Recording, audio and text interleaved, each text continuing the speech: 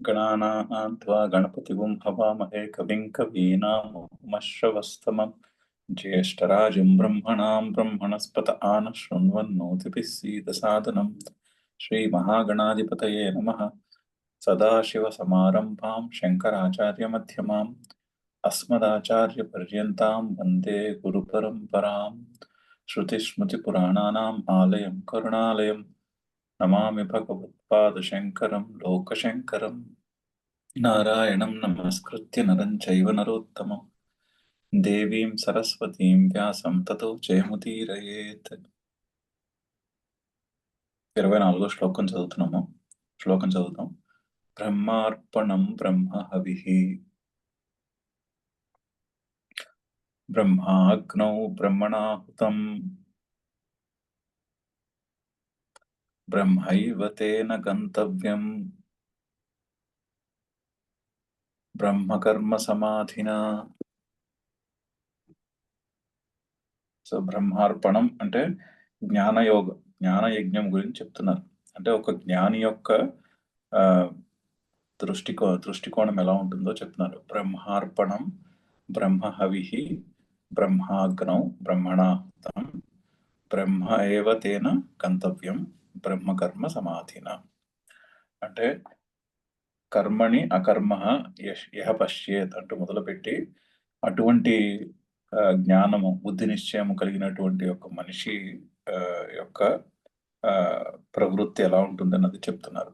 So బ్రహ్మ అర్పణం రెండు ప్రథమ విభక్తిలోనే ఉన్నాయి. అంటే బ్రహ్మ అర్పణము బ్రహ్మయే. అర్పణము అంటే యజ్ఞము చేయడానికి ఉన్నటువంటి సృక్కు స్రవము, దేంతో అయితే హవిస్సు వేస్తారో దాన్ని అర్పణము అంటారు. అర్పణము బ్రహ్మ. అలాగే హవిస్సు బ్రహ్మ, బ్రహ్మ హవిః అంటే ఆ హోమంలో వేయు హవిస్సు యజ్ఞంలో వేయు హవిస్సు బ్రహ్మ. ఆ అగ్ని ఎందులో అయితే హవిస్సు వేస్తున్నారో అది బ్రహ్మయే. కర్త బ్రహ్మ, బ్రహ్మణాహుతం చేస్తున్న కర్త బ్రహ్మ. పైగా బ్రహ్మ ఏవ తేన గంతవ్యం, ఆ కర్త చేత పొందే ఫలము కూడా బ్రహ్మయే. ఈ విధముగా బ్రహ్మకర్మ సమాధిన ఆ కర్మ ఎంతయు, కర్మ అంటే అక్కడ యజ్ఞములో ఉన్నటువంటి ఆ క్రియా కారకములు అని చెప్పుకున్నాం. ఏదైనా ఒక క్రియ జరగాలి అంటే 6 కారకాలు ఉంటాయి. కర్త ఉంటాడు, ఆబ్జెక్ట్ కర్మ ఉంటుంది, ఆ తర్వాత సాధనములు ఉంటాయి, ఆ తర్వాత సంప్రదానము అంటారు, అంటే దేని కొరకు చేస్తున్నాము అది ఉంటుంది. అది ఎక్కడ చేస్తున్నాము, దేని ఎందు చేస్తున్నాము అంటే చేస్తున్నటువంటి ప్లాట్ఫామ్ అది ఉంటుంది. ఈ విధంగా 6 కారకాలు ఉంటాయి. విభక్తుల్లో 6 విభక్తుల్ని కారకాలు అంటారు. ఆ కారకం ఒక క్రియ జరగాలంటే ఆ కారకాలు ఉండాలి. ఈ కారకాలన్నీ ఉన్నటువంటి ఈ యజ్ఞం ఏదైతే ఉందో అందులో ఉండే ఈ కారకములు క్రియ అంటే అవి జగత్తుకి చెప్తున్నటువంటి అంటారు జగత్తుని సూచిస్తున్నాయి. క్రియాకారకములు జగత్తుని సూచిస్తాయి. జగత్తులో నామరూపాలు ఉంటాయి. నామరూపాలు, ఆ నామరూపాలను బట్టి క్రియలు, కోరికలు, వాటిని బట్టి క్రియలు ఉంటాయి జగత్తులో. సో జగత్తులో ఉన్నటువంటి క్రియలు, ఆ కారకములు, కర్త, కారణములు, ఫలము, ఈ భేదములు, ఈ భేద దృష్టి ఏదైతే ఉందో అవన్నీ విడివిడిగా ఆబ్జెక్ట్స్ కనిపిస్తున్నప్పటికీ కూడా వాటి అన్నిటికీ ఒక ఎసెన్స్ ఆత్మ బ్రహ్మయే. సో అందుకని ఈ క్రియాకారకముల్లో ఉన్నటువంటి భేద దృష్టిని వదిలేసి వాటన్నిటిలోనూ కూడా ఆ పరబ్రహ్మనే చూడగలుగుట. అది జ్ఞాని యొక్క లక్షణం.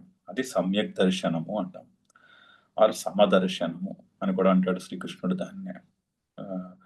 తర్వాత ముందు రాబోతోంది సమదర్శనము యొక్క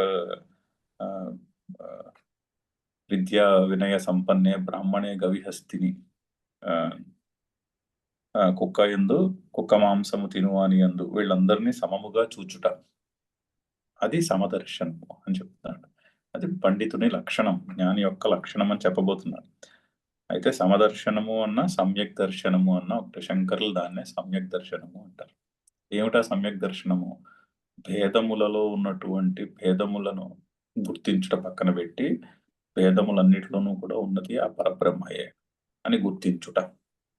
సో ఆ విధముగా ఏ పని చేసినా అది అది జ్ఞాన యజ్ఞం అవుతుంది. అది యజ్ఞం అవుతుందని చెప్పబోతున్నాడు. ఇంకా వస్తాయి, ఒక 12 శ్లోకాలు వస్తున్నాయి. అయితే సమ్యక్ దర్శనము ఉన్నవాని యొక్క పర్స్పెక్టివ్ ఇలా ఉంటుంది అని చెప్తున్నటువంటి శ్లోకము. అంతేకాకుండా ఆ సమ్యక్ దర్శనం ఉన్న వ్యక్తికి మోక్షం లభిస్తుంది అని ముందు చెప్పారు. ఎలా, ఏ విధంగా మోక్షం లభిస్తుంది? సమగ్రం ప్రవిలీయతే. అతను చేసే కర్మ పూర్తిగా విలీనం అయిపోతుంది, ఆ బ్రహ్మలోనే విలీనం అయిపోతుంది. సో అందుకని కర్మ, ఆ కర్త, ఆ ఫలము అవన్నీ కూడా బ్రహ్మలోనే విలీనం అయిపోతాయని ముందు శ్లోకంలోనే చెప్పారు. అయితే ఆ సమగ్రం ప్రవిలీయతే ఎలాగా అన్న దానికి ఆన్సర్ ఇదనమాట. సో ఇది చూసాం మనము ఈ శ్లోకము. దీని యొక్క భాష్యం కూడా ఆల్మోస్ట్ అయిపోయింది. ఈ లాస్ట్లో ఇంకొక పారాగ్రాఫ్ ఉంది, అది మీమాంసకుల యొక్క పూర్వపక్షం. ఈ ఈ ఇంటర్ప్రిటేషన్ కి మీమాంసకుల యొక్క పూర్వపక్షం. మీమాంసకులు అంటే కర్మ మీద, వైదిక కర్మలు, వేదంలో చెప్పినటువంటి కర్మల మీద కొంచెము మక్కువ కలవారు. వాళ్ళకి ఆ కర్మలు అంటేనే ఇష్టం. కర్మ చేయాలి అంటే భేదం ఉండాలి కదా. క్రియాకారక భేదములు లేకపోతే కర్మకి చోటు ఉండదు. సో మీమాంసకుల యొక్క దృష్టికోణం శ్లోకాన్ని అలా అన్వయించరు వాళ్ళు. ఈ శ్లోకాన్ని వాళ్ళు వేరే విధంగా ఇంటర్ప్రిట్ చేసుకుంటారు. ఎందుకంటే సాధనమునకు, హవిస్సుకి, అందులో పూజించే దేవతకి, అందులోంచి వచ్చే ఫలమునకు, కర్తకు, వీళ్ళందరికీ తేడా ఏం లేదు, ఇవన్నీ ఆ బ్రహ్మయే అనుకున్నప్పుడు కర్మ యొక్క రిలవెన్స్ ఉండదు. ఆ కర్మ యొక్క రిలవెన్స్ లేకపోవట వాళ్ళకి నచ్చదు. సో అందుకని వాళ్ళు ఏదో విధంగా ఆ కర్మకు రిలవెన్స్ నిలబెట్టుకోవాలి. సో వాళ్ళ ఇంటర్ప్రిటేషన్ దీన్ని ఫైనల్ గా ఇటు తిప్పి దీని ఇంటర్ప్రిటేషన్ ఇది కాదు అని వాళ్ళు వాదిస్తారు. సో ఆ వ్యూ పాయింట్ ఎక్స్ప్లెయిన్ చేసి దాన్ని ఖండించబోతున్నారు. శ్లోకం యొక్క అర్థం చెప్పడం అయింది శంకర్లు. చెప్పేసి ఇప్పుడు మీమాంసకుల యొక్క పూర్వపక్షం చెప్తున్నారు. పూర్వపక్షం చెప్పి ఆ పూర్వపక్షాన్ని ఖండించి అప్పుడు ముందు శ్లోకానికి వెళ్తాం. అనే ఇంపార్టెంట్ శ్లోకము. ఎందుకంటే దీని తర్వాత ఇక్కడ ఏం చేస్తున్నారంటే యజ్ఞము అన్న శబ్దమునకు అనే పదానికి విస్తృతమైన అర్థం చెప్తున్నాడు శ్రీకృష్ణుడు. ఎందుకంటే సాధారణంగా యజ్ఞం అంటే ఏమిటి? యజ్ఞం అంటే ఐడియా ఏమిటంటే ఒక హోమము. యజ్ఞము అంటే ఎక్కడైతే ఒక దేవత గురించి చేసేటటువంటి, నాది కాదు ఇదన్న మమ సూర్యాయ ఇదన్న మమ, అలాగా ఇదన్న మమ, ఇది నాది కాదు, ఇది ఆ దేవతకు అనేటటువంటి ప్రిన్సిపల్తో చేసే ఒక వైదిక కర్మకి యజ్ఞము అని పేరు. సాధారణంగా అది అర్థము. అయితే అక్కడ త్యాగము అనేది చాలా ఇంపార్టెంట్. యజ్ఞము అంటే ఒక ఆ దేవత అనుగ్రహము పొందుటకు చేసే త్యాగమునకే యాగం అని పేరు. డెఫినేషన్ అది. ఒక దేవతను ఉద్దేశించి ఆ దేవత యొక్క అనుగ్రహాన్ని పొందడానికి చేసే త్యాగమునకు యాగము అని పేరు. అది కర్మకాండలో ఉండేటటువంటి డెఫినేషన్. అది పాపులర్ డెఫినేషన్, అందరికీ లోక ప్రసిద్ధమైనటువంటి డెఫినేషన్. అయితే ఈ యజ్ఞాలు ఎంతోమంది చేయలేరు. మరి ఎంతమంది చేస్తారు చెప్పండి? ఈ రోజుల్లో ఎంతమంది యాగాలు చేస్తున్నారు చెప్పండి? వైదిక యాగములు అయితే చాలా తక్కువే ఉన్నాయి. వేదంలో చెప్పినటువంటి యాగాలు అయితే చాలా తక్కువే ఉన్నాయి. తర్వాత కొత్త యాగాలు వచ్చాయి. కొత్త దేవతలు, వాళ్ళకి సంబంధించినటువంటి హోమాలు అవన్నీ వచ్చాయి. సరే, బట్ అవి కూడా చాలా తక్కువ మంది చేయగలుగుతారు కదా. ఎందుకంటే చేయాలంటే చేయడానికి ఓపిక ఉండాలి. చేయడానికి అవన్నీ ఏర్పాటు చేయడానికి కాస్త డబ్బు ఖర్చు అవుతుంది. ఆ డబ్బు ఖర్చు పెట్టే స్తోమత ఉండాలి. చేసేవాళ్ళు దొరకాలి. అదేమి తేలికైన పని కాదు. ఒక యజ్ఞం చేయాలి అంటే ఏదో హోమం అది చేయాలంటే అదేం తేలికైన పని కాదు కదా. దానికి కూడా కాస్త ఓపిక, డబ్బు, అరేంజ్మెంట్ ఇవన్నీ అవసరం.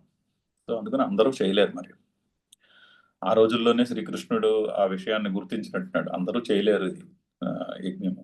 కాకపోతే ఆ యజ్ఞము అన్న పదమునకు ఇంపార్టెన్స్ ఉంది సొసైటీలో. సో అందుకని ఆ యజ్ఞము అనే పదానికి డెఫినేషన్ ని చాలా బ్రాడన్ చేస్తున్నాడు. ఒక విస్తృతమైన అర్థం తీసుకొస్తున్నాడు యజ్ఞం అనే పదానికి.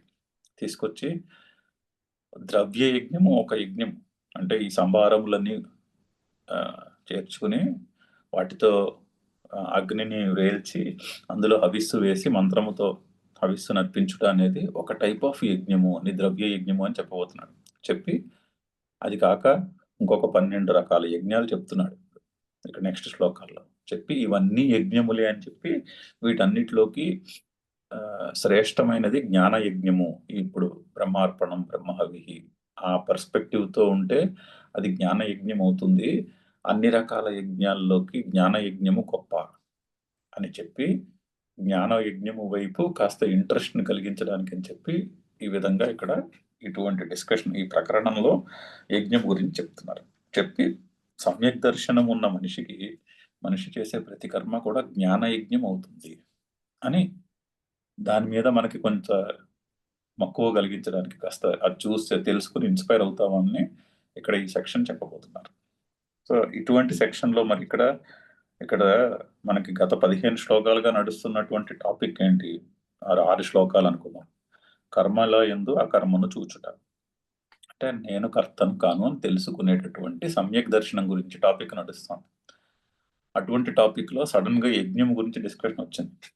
యజ్ఞం గురించి డిస్కషన్ వచ్చేసరికి కర్మవాదులు అంటారు, అంటే ముందు కొన్ని శ్లోకాలు జ్ఞానము గురించే నడుస్తోంది. సమ్యక్ దర్శనం అంటే ఏమిటి అనే విషయం నడుస్తోంది.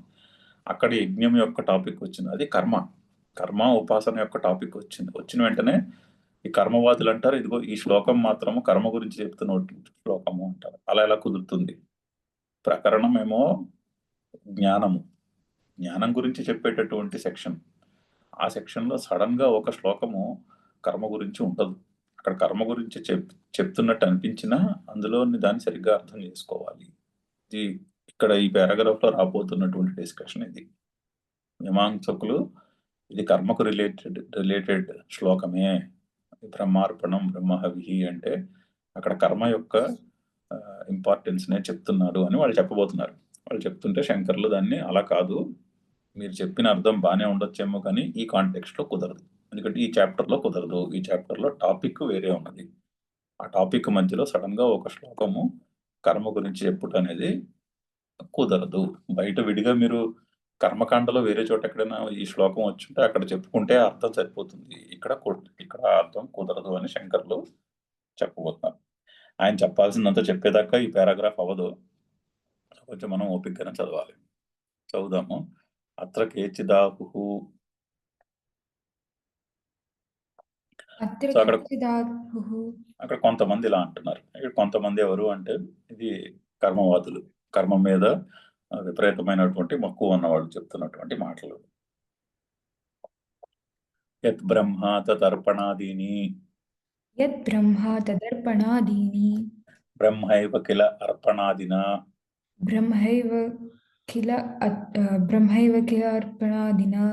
పంచవిధేన కారకాత్మనా వ్యవస్థితం సత్ తదేవ కర్మ కరోతి. సో యత్ బ్రహ్మ తత్ అర్పణాదిని. అర్పణాది అంటే చెప్పుకున్నాం. అర్పణము అంటే ఇక్కడ శృక్కు, శ్రవము. అర్పణాది అంటే ఆ శృక్కు, శ్రవము, ఆ హవిస్సు, ఆ అగ్ని, ఆ కర్త, ఆ ఫలము, వీటన్నిటికీ అర్పణాది అని ఒక సమస్త పదం చేసి చెప్తున్నారు. ఏది బ్రహ్మయో అది అర్పణాది. సో వీళ్ళు రివర్స్ చెప్తున్నారు. చిన్న డిఫరెన్స్ ఏంటంటే శంకర్లు ఏం చెప్తున్నారు, ఏది అర్పణమో అది బ్రహ్మ.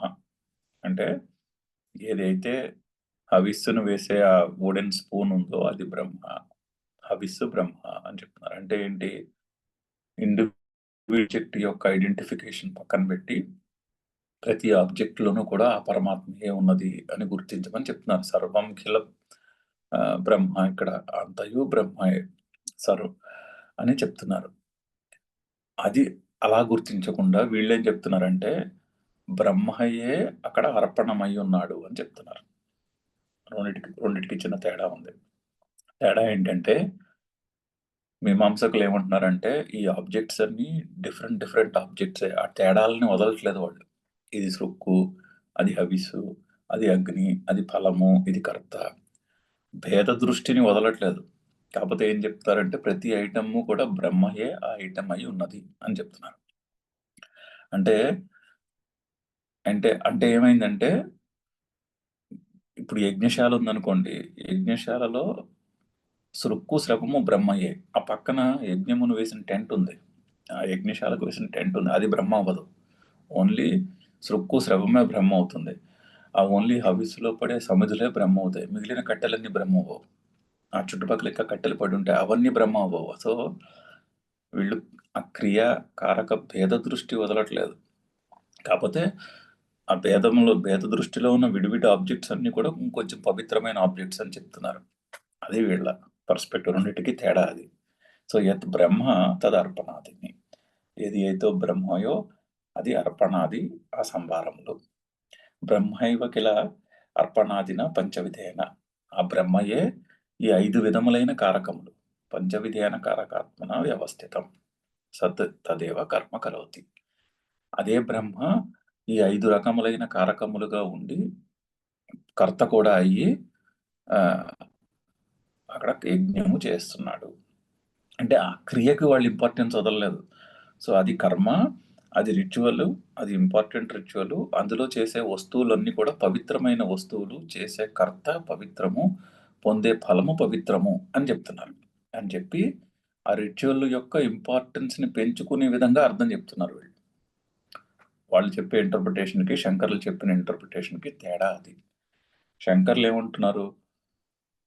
జ్ఞాని యొక్క దృష్టి ఎలా ఉంటుందంటే, ప్రతి దాంట్లోనూ కూడా ఆ క్రియా, కారకము అనే భేదమును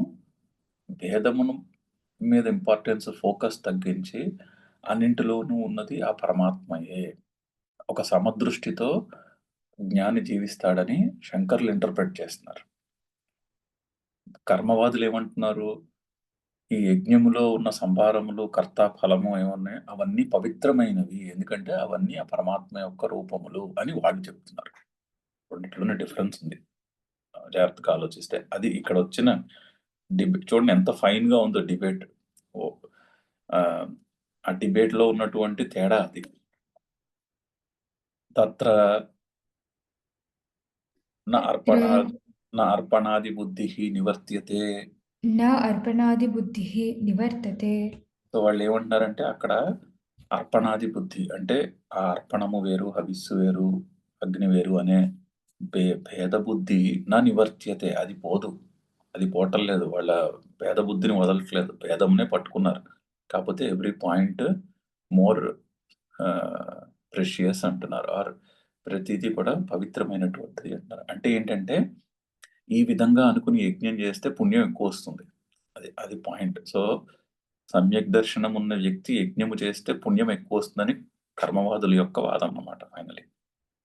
కింతు అర్పణాదిషు किन्तु अर्पणादिषु బ్రహ్మబుద్ధిః ब्रह्मबुद्धिः ఆధీయతే. अधीयते. సో, కానీ సంభారములలో బ్రహ్మబుద్ధిని పెడుతున్నారు. అంటే ప్రతిదీ కూడా బ్రహ్మ యొక్క స్వరూపమని తలంచుతున్నారు. అవన్నీ విడివిడి వస్తువులే కానీ అవన్నీ కూడా పవిత్రమైనటువంటి వస్తువులు. ఆ కర్త పవిత్రము, ఫలము పవిత్రము అని అని ఆ క్రియాకారక భేద బుద్ధి వదలకుండా ఆ విడివిడి ఆబ్జెక్ట్స్ అన్నీ కూడా పవిత్రములు అని చెప్తున్నారు వాళ్ళు. యథా यथा ప్రతిమాద ప్రతిమాదౌ प्रतिमादौ విష్ణువాదిబుద్ధిః इंशुन् విష్ణువాదిబుద్ధిః विष्णुवादिबुद्धिः. అంటే ఇప్పుడు మనము ఒక ప్రతిమను పెట్టి ఈ ప్రతిమ విష్ణువు అంటాం. అంటే ఏంటి? విష్ణువు ఇలాగే ఉంటాడు. ఈ ఈ ఈ ఈ మూర్తిలో ఈ విగ్రహం ఎలా ఉందో ఆ విష్ణుమూర్తి ఇలా ఉంటాడు. ఆ శివుడు ఇలా ఉంటాడు అని లేదా ఆ వినాయకుడు ఇలా ఉంటాడు అని ఒక ప్రతిమ యందు ఆ దేవత యొక్క బుద్ధిని కల్పించుకొని అంటే ఏం చేస్తాం మనము? ఆ దేవతయే ఈ ఈ విగ్రహం వలె ఉన్నాడు అని అనుకుని చేస్తాం. కాపోతే విష్ణువు యొక్క విగ్రహం వేరు, వినాయకుడి యొక్క విగ్రహం వేరు, లక్ష్మీదేవి విగ్రహం వేరు. వీళ్ళందరూ రకరకాల దేవతలు. భేద దృష్టి వదలట్లేదు. ఆ ప్రతిమలన్నీ కూడా అవన్నీ ఏమయ్యాయి? అవన్నీ పవిత్రములైనటువంటి ప్రతిమలయ్యాయి అని చెప్పి మనం పూజ చేసుకుంటాం. ఆ విధముగా ఇక్కడ శ్రీకృష్ణుడు అదే విధంగా యజ్ఞం గురించి చెప్తున్నాడని కర్మవాదుల యొక్క అభిప్రాయం. యథావా నామాదౌ బ్రహ్మబుద్ధి ఇది. నామాదౌ బ్రహ్మబుద్ధి ఇది. నామాదౌ బ్రహ్మబుద్ధిః ఇతి. సో ఈ పేరు నామరూపములలో బ్రహ్మబుద్ధి. ఒక నామరూపము తీసుకుని ఆ నామరూపము పవిత్రమైనటువంటి నామరూపము అనేటటువంటి ఒక పవిత్రమైనటువంటి దాన్ని ఏర్పాటు చేసుకుని మనం పూజ చేసుకుంటాం ఆ విధంగా అని చెప్తున్నారు. ఇది కర్మవాదుల యొక్క ఇంటర్ప్రిటేషన్. అక్కడ శంకర్లు ఇంటర్ప్రిట్ చేస్తున్నటువంటి సమ్యక్ దర్శనం యొక్క మాట లేదు, జ్ఞానం యొక్క మాట లేదు. సో శంకర్లు దీనికి సమాధానం చెప్తున్నారు. సత్యం ఏవమపి స్యాత్ యది జ్ఞానస్తుత్యర్థం ప్రకరణం న స్యాత్. శంకర్లు ఏమంటున్నారంటే మీ మాట కరెక్టే, ఆ మాట నేను ఒప్పుకుంటాను. ఎప్పుడు యది ప్రకరణం జ్ఞానస్తుత్యర్థం న్యస్యాత్. ఇక్కడ ప్రకరణం అంటే ఇక్కడ కాంటెక్స్ట్, ఈ చాప్టర్ లో చెప్తున్నటువంటి కాంటెక్స్ట్ జ్ఞానం యొక్క స్థుతి గురించి చెప్తున్నటువంటి కాంటెక్స్ట్ లో వచ్చింది ఈ శ్లోకం. అలా కాకుండా వేరే చోట ఎక్కడో వ్రతముల గురించో ఈ యాగముల గురించి యజ్ఞము గురించో చెప్తున్నటువంటి చాప్టర్ లో వచ్చిందనుకోండి ఈ శ్లోకము, అప్పుడు మీరు చెప్తున్న అర్థము కరెక్టే. ఎందుకంటే అలా ఇంటర్ప్రిట్ చేయడంలో తప్పేం లేదు. ఇప్పుడు ఒక మూర్తిని తీసుకుని ఇది పవిత్రమైన మూర్తి అని చెప్పి దానికి మనం ఇంట్లో పూజ చేస్తాము, అది కరెక్టే, తప్పేముంది, అలా తప్పేం లేదు, అది కరెక్టే, దాని విలువ దానికి ఉన్నది. సో మీరు అలా ఇంటర్ప్రిట్ చేసుకుంటే నాకేం ఇబ్బంది లేదు, కరెక్టే ఇంటర్ప్రిటేషన్. కానీ ఈ చాప్టర్ లో కుదరదు అంటున్నారు. ఇది జ్ఞానస్తుత్యర్థం ప్రకరణం నా స్యాత్. ఇక్కడ ప్రకరణము జ్ఞానమును స్తుతించుటకు చెప్తున్నటువంటి ప్రకరణము. అలా కాకుండా ఉంటుంటే మీరు చెప్పిన అర్థం బానే ఉంది. అత్రతు సమ్యక్ దర్శనం జ్ఞానశబ్దితం.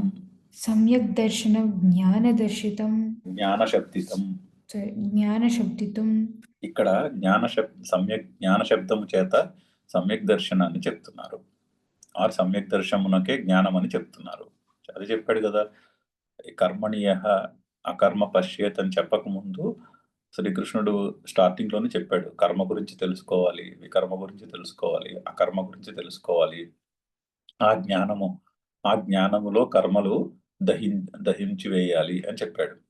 అప్పుడు మోక్షము సంపాదించుకోవచ్చు అని చెప్పాడు క్లియర్ గా. చెప్పి ఆ జ్ఞానమును డిఫైన్ చేశాడు.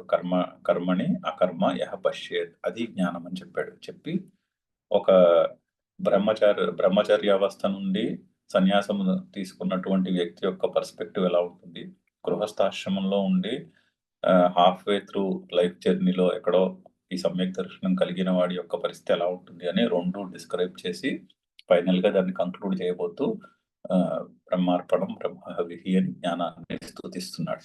అటువంటి కాంటెక్స్ట్ లో చెప్తున్నటువంటి మాటలు ఇవి. అత్రతు సమ్యక్ దర్శనం జ్ఞానశబ్దితం. అక్కడ సమ్యక్ దర్శనాన్ని జ్ఞానముగా తెలియజేస్తున్నాడు శ్రీకృష్ణుడు. అనేకాన్ యజ్ఞశబ్దితాన్ క్రియా విశేషాన్ ఉపన్యస్య. అంటే రాబోయే శ్లోకంలో అనేకములైనటువంటి యజ్ఞములను చెప్పి, అంటే అనేకములైనటువంటి వాటిని యజ్ఞము అని చెప్తున్నాడు ఆయన. క్రియా విశేషాన్, రకరకాల యజ్ఞములు చెప్పి వాటిలో శ్రేయాన్ ద్రవ్యమయాత్ యజ్ఞాత్ జ్ఞానయజ్ఞః. శ్రేయాన్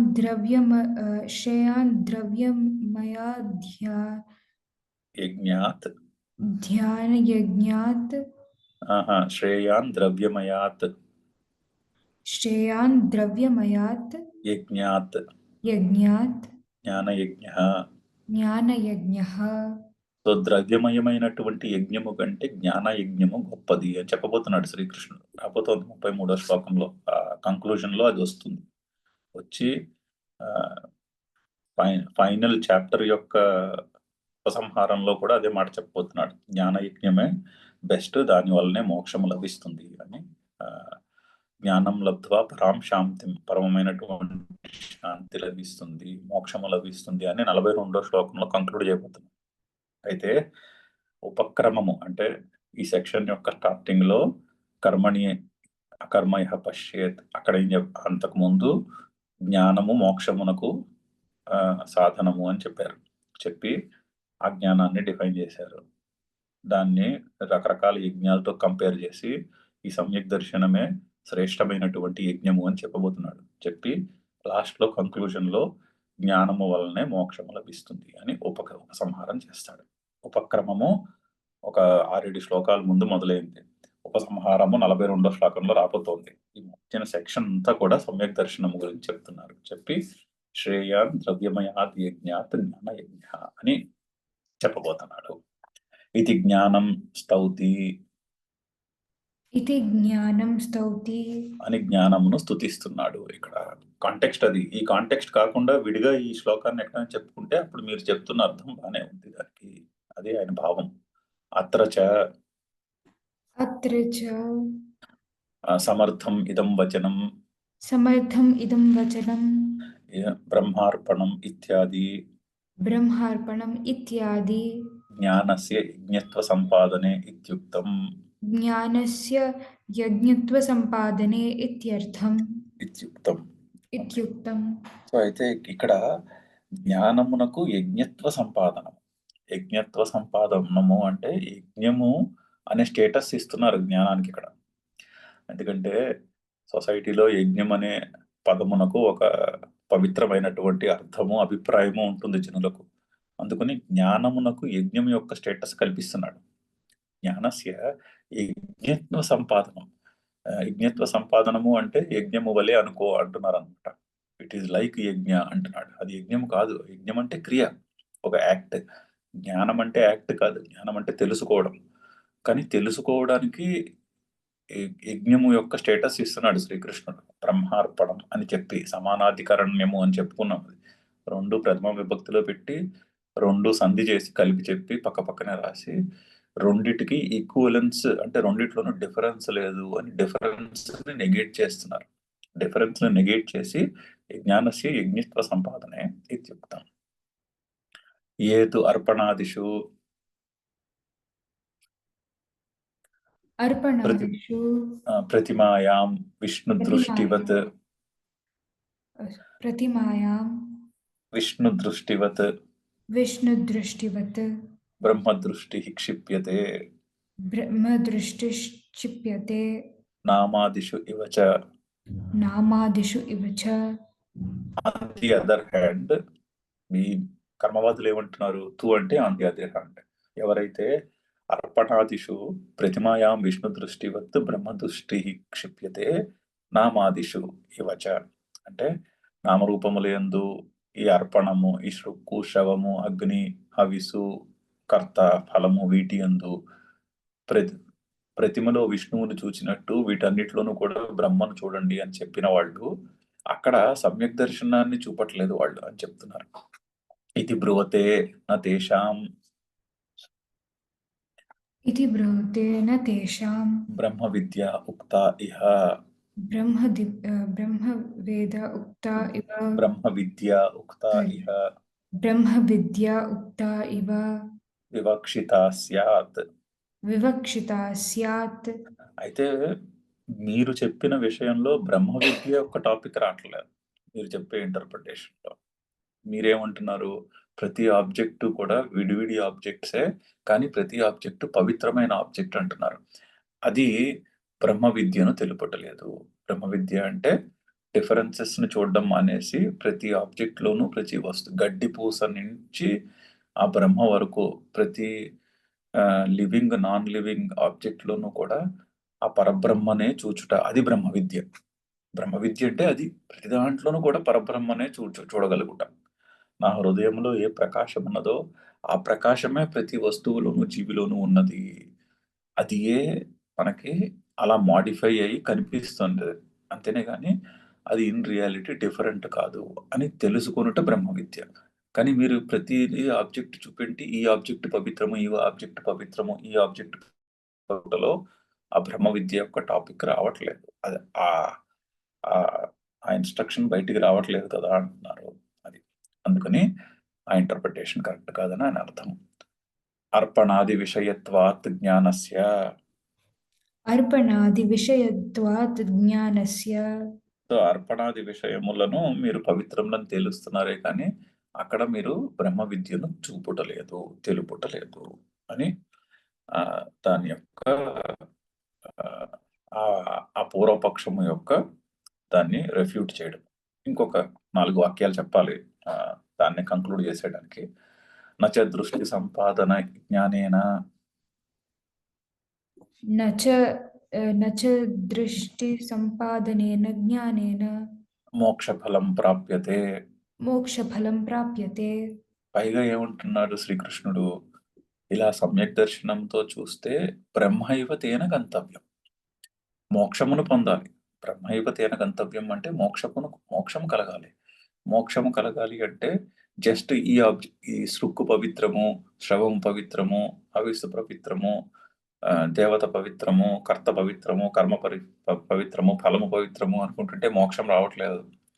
అలా అన్ని పవిత్రములు అనుకుని యజ్ఞము చేస్తే ఇంకొంచెం ఎక్కువ పుణ్యం వస్తుంది. ఇప్పుడు స్వర్గం ప్రాప్యతే అని చెప్పున్నాడంటే శ్రీకృష్ణుడు, స్వర్గమేవ గంతవ్యం అని చెప్పుంటే శ్లోకంలో కరెక్ట్ ఆ అర్థం సరిపోతుంది. కానీ శ్రీకృష్ణుడు బ్రహ్మైవతేన గంతవ్యం అంటున్నాడు. స్వర్గం పొందుతావో బ్రహ్మలోకం పొందుతావో అని చెప్పట్లేదు అక్కడ. బ్రహ్మనే పొందుతావు అన్నాడు. అంటే మోక్షం లభిస్తుంది అని చెప్తున్నాడు. సో అందుకని కూడా మీ ఇంటర్ప్రిటేషన్ సరిపోదు. ఇది చ ఉచ్యతే इति च उच्यते విరుద్ధం చ సమ్యక్ దర్శనమంతరేణ. विरुद्ध च सम्यग्दर्शनम् अन्तरेण మోక్షఫలం ప్రాప్యతే ఇది. मोक्षफलं प्राप्यते इति. సమ్యక్ దర్శనము లేకుండా మోక్షము లభిస్తుంది అని చెప్తే అది శాస్త్రానికి విరుద్ధము అని చెప్తున్నారు. సో మోక్షము లభించాలి అంటే ముందు కూడా క్లారిఫై చేశారు చాలా చోట్ల. మోక్షము అంటే సైకలాజికల్ ఫ్రీడమ్ ఉండాలి అంటే దానికి జ్ఞానం ఉండాలి, అంటే కరెక్ట్ థింకింగ్ ఉండాలి, అంతఃకరణము క్లియర్గా ఉండి ఉన్నది ఉన్నట్టు అర్థం అవ్వాలి. అది సమ్యక్ దర్శనం అంటే. అలా అర్థమైన వాడు ఎలా ఉంటుంది, అందరిలోనూ సమంగా చూడగలుగుతాడు అందరినీ. విద్యా వినయ సంపన్నే బ్రాహ్మణే కవిస్తిని ఆ శ్లోకంలో చెప్పినట్టు ప్రతి ఒక్కరూ కూడా ఆ పరమాత్మయే అని అందరినీ సమానముగా చూడగలగాలి. అది సమ్యక్ దర్శనం. ఆ సమ్యక్ దర్శనం వస్తేనే మోక్షము, అప్పుడే సైకలాజికల్ ఫ్రీడమ్. ఆ సమ్యక్ దర్శనం లేకుండా కర్మ చేయటం వల్ల సైకలాజికల్ ఫ్రీడమ్ రాదు. అది పాయింట్. కానీ ఇక్కడ మీరు చెప్తున్నటువంటి ఇంటర్ప్రిటేషన్ ఎలా ఉంది, కర్మవాదుల యొక్క ఇంటర్ప్రిటేషను, కర్మనే పవిత్రమైన కర్మగా తెలుసుకుంటే మోక్షం లభిస్తుంది అన్నట్టు చెప్తున్నారు. లభించదు. అది శాస్త్రానికి విరుద్ధము. ఎందుకంటే కర్మ వలన మోక్షము లభించదు, జ్ఞానము వలననే లభిస్తుంది. అంతేనే, శాస్త్రానికి విరుద్ధం కాదు, ప్రస్తుత కాంటెక్స్ట్ కూడా విరుద్ధం అని చెప్తున్నారు. ప్రకృత విరోధాచ, అక్కడ ప్రకృత శబ్దానికి కాంటెక్స్ట్ అని అర్థం. అంటే ఇక్కడ ప్రకృతం అంటే ఈ కాంటెక్స్ట్, ఈ చాప్టర్ లో చెప్తున్నటువంటి కాంటెక్స్ట్ కూడా విరోధము. ఎందుకు? సమ్యక్ దర్శనం చ ప్రకృతం. सम्यक् दर्शनं च प्रकृतं. ఇక్కడ టాపిక్ సమ్యక్ దర్శనం. ఇక్కడ ఎలా తెలుస్తోంది? కర్మణ్య కర్మ యః పశ్యేత్ ఇత్యత్ర. कर्मण्यः कर्मणः पश्येत् इत्यत्र. ఆ శ్లోకంలో సమ్యక్ దర్శనం గురించి చెప్తున్నారు. సమ్యక్ దర్శనం యొక్క కాంటెక్స్ట్ లో నువ్వు సడన్ గా పట్టుకొచ్చి ఇది కర్మ అంటావేంటి అంటున్నారు. ఇది యజ్ఞం అనే కర్మ గురించి చెప్తున్నారంటే అది పొసగట్టలేదు అని చెప్తున్నారు. అంతేచ సమ్యక్ దర్శనం अन्ते च सम्यक् दर्शनं తస్యైవ ఉపసంహారాత్. तस्यैव उपसंहारात्. సో ఈ సమ్యక్ దర్శనం యొక్క ఉపక్రమణము జరిగింది కర్మణి అకర్మ యః పశ్యేతన్లో. ఆ ప్రకరణానికి ఉపసంహారం రాబోతోంది. ఉపసంహారంలో కూడా ఇదే మాట చెప్పబోతున్నాడు శ్రీకృష్ణుడు అని ఎండ్లో చెప్పే శ్లోకాలని పాయింట్అవుట్ చేస్తున్నారు. శ్రేయాన్ ద్రవ్యమయాద్ యజ్ఞాత్ జ్ఞానయజ్ఞ.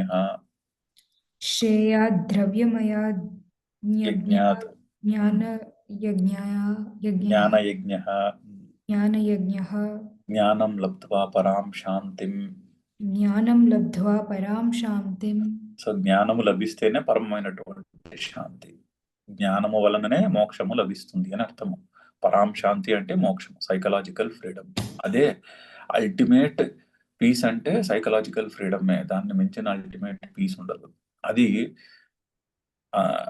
థింకింగ్ ని మార్చుకోవడం వల్లే వస్తుంది అని చెప్తున్నారు. జ్ఞానం లబ్ధ్వా పరాం శాంతి ఇత్యాదినా इत्यादिना సమ్యక్ దర్శన స్తుతిమేవ सम्यक् दर्शनस्तुतिमेव కుర్వన్ कुर्वन् ఉపక్షీణః అధ్యాయః. उपक्षीणः अध्यायः. సో ఈ అధ్యాయంలో ఉపక్రమము, సమ్యక్ దర్శనంతో ఉపక్రమము అంటే ఇంట్రడక్టరీ క్లెయిమ్. ఇంట్రడక్షన్ లో క్లెయిము సమ్యక్ దర్శనం గురించి, ఉపసంహారము కంక్లూజను సమ్యక్ దర్శనం గురించి, మధ్యలో ఉన్నటువంటి మ్యాటర్ అంత ఉపక్షీణ పూర్తిగా చెప్పవలసినంత చెప్పేశారు. ఒక 15-20 శ్లోకాలు ప్రకరణంలో ఆ శ్లోకంలో చెప్పవలసిన విషయం అంతా కూడా సమ్యక్ దర్శనం గురించే చెప్పారు. సమ్యక్ దర్శనం స్తుతిమేవ కుర్వన్ ఉపక్షీణ అధ్యాయ. ఈ ఉపక్షీణ అంటే చెప్పాల్సిందంతా చెప్పారు అని. ఏమి చెప్పారు? అంతా సమ్యక్ దర్శనం గురించే చెప్పారు. చెప్పి దాన్ని స్తుతించారు. తత్ర అకస్మాత్ అర్పణాదౌ अर्पणादौ ब्रह्मदृष्टिः అప్రకరణే अप्रकरणे ప్రతిమాయాం ఇవ విష్ణుదృష్టిః प्रतिमायाम् ఇవ విష్ణుదృష్టిః इव विष्णुदृष्टिः ఉచ్యతే ఇది అనుపపన్నం. उच्यते इति अनुपपन्नम्. మొత్తం అంతా సమ్యక్ దర్శనం గురించి చెప్పిన టాపిక్ లో సడన్ గా నువ్వు యజ్ఞం అనే కర్మ గురించి చెప్తున్నారు.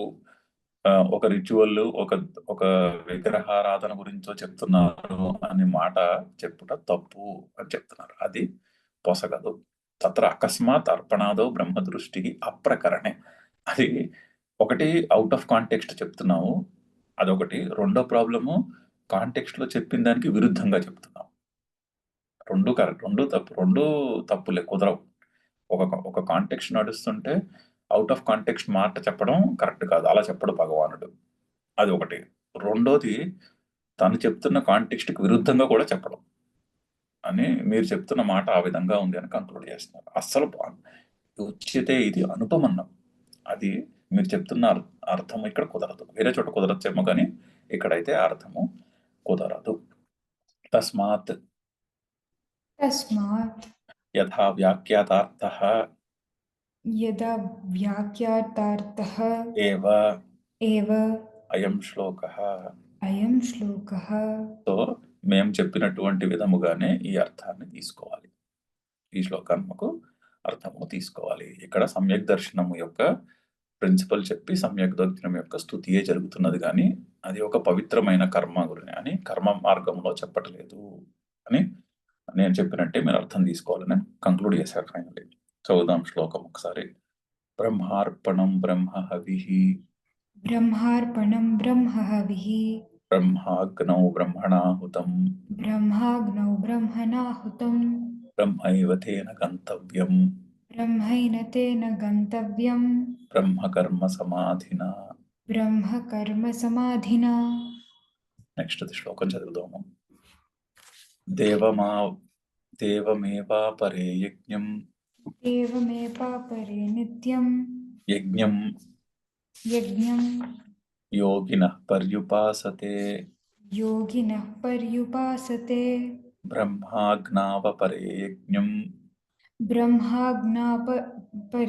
యజ్ఞం యజ్ఞేనైవోపజుహ్వతి. ఇక్కడ నుంచి కొన్ని శ్లోకాలు చాలా మంచి శ్లోకాలు. యజ్ఞం అనే పదమునకు ఒక విస్తృతమైన అర్థాన్ని చెప్తున్నాడు శ్రీకృష్ణుడు.